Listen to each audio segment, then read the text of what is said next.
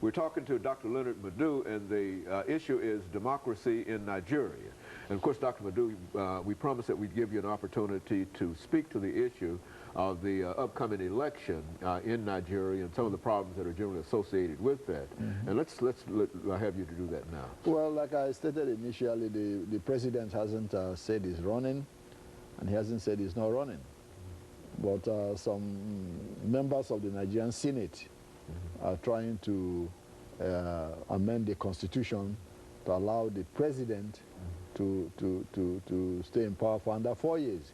And of course, what does that do? The governors themselves in all the 36 states will also extend their mandate for under 4 years. As the situation stands now, majority of Nigerians are against this, this 4-year term extension, both for the president and the governors. As well as the governors. As well as the governors. Most Nigerians really think the governors themselves want to extend their own tenure so they can use that opportunity to cover their tracks for some, of the corrupt and criminal activities a lot of them have been engaged in which Mr. Obasanjo himself have been trying to stamp out, So that's very cynical. Nigerians are tired at the moment, of having political opportunists who do not have their interests in mind, trying to extend their terms in order, to stifle the people's democratic aspirations. You have about 3 major political parties in the country now. You have the PDP, the ANPP, and the APGA, who are the 3 predominant parties, each of them representing one or, part of the country or the other. The APGA is predominant in the east, the ANPP is predominant in the north. The PDP is supposed to be a national party, but it's a party that is riddled with corruption. So many of its leaders, have been removed from their jobs in the past few months. Some have ended up in prison. One of the governors was arrested in London in September. They found $1 million in his bedroom, $2 million, $2.5 million gold ring, $10 million in the bank in London, and half of his people can't even feed themselves, can't even go to school, don't have drinking water, don't have electricity. And somebody's gallivanting around the world, with stolen loot. And so you think that this is general, that many of the governors are involved in that kind of activity as well as the president? Absolutely. That's what President Obasanjo is trying to stamp out, but it's very difficult. It's been entrenched for long. Yes, most of the governors, at least half of the governors, are involved in some of these activities of plundering, the wealth of their different states. Some of them who came in with nothing, overnight in 4 years, they are millionaires, multi-millionaires, have houses all over the world, including the United States, and people are wondering, how can you be so rich overnight when you didn't have anything when you get in there? And that's been the problem. Most of them have refused to declare their assets. Something as simple as that, they won't do that. They don't want to say how much they are worth or how much they... Absolutely. Nigerians have been asking them, from the president to all the governors, to declare your assets so we know what you came in with and what you're living with. None of them will want to do that. You have governors still running their businesses while they're governors. Yes.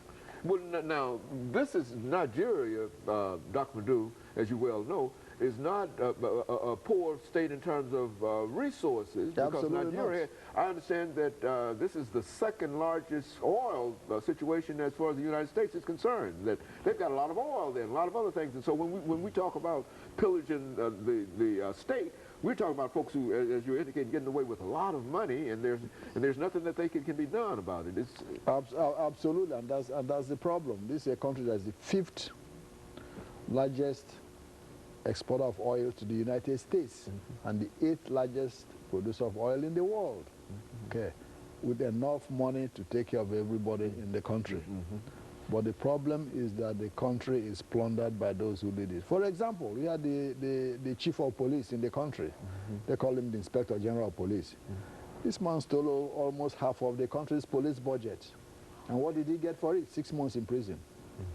Almost over $100 million he stole. How can the police do their job? What do? The police people are not paid for 6 months. They set up roadblocks everywhere to harass people. get what they are due. What do you do with, I mean, when you end up with $2 million, $7 million of the public's money, what do you do with that money? I mean, how do you, I mean, what do you invest that money? I mean, what do you do with that? I mean, how do you dispose of, use that kind of money? There's supposedly the regulation in the country is that if you're a governor, you are not supposed to have a bank account overseas. All the governors have bank accounts overseas. The vice president of the country has a $5 million house in Maryland. Okay? Yes, has a $5 million house in Maryland. A few months ago, the FBI went to that house to search it for some illegal activities. Most of the governors have homes overseas, in London, in Berlin, all over. Why can't they invest in their own country? That's a good question. Yes. Why should a governor have houses in this country and want you to come and invest in his state? Now, if his state is so good to invest in, he should build a house over there. Doesn't it make sense? Okay. Now, the loot that is plundered and sent overseas, whom does it benefit? The banks directly stored over here, not in the country. Why can't they invest the money over there in the country that they stole? No, because they are worried that when they're overthrown, people will want to get that money back. So what do? They come here and put the money. So what some of us have been advocating is this. A, the State Department should start denying visas to those governors who either have been proven to be guilty of corruption or there's perception amongst the people that they've been stealing money until they prove otherwise. Yeah, because what happens? If the State Department starts denying them visas to come here, and they and their families, the British government will follow suit, and most European Union countries will do the same.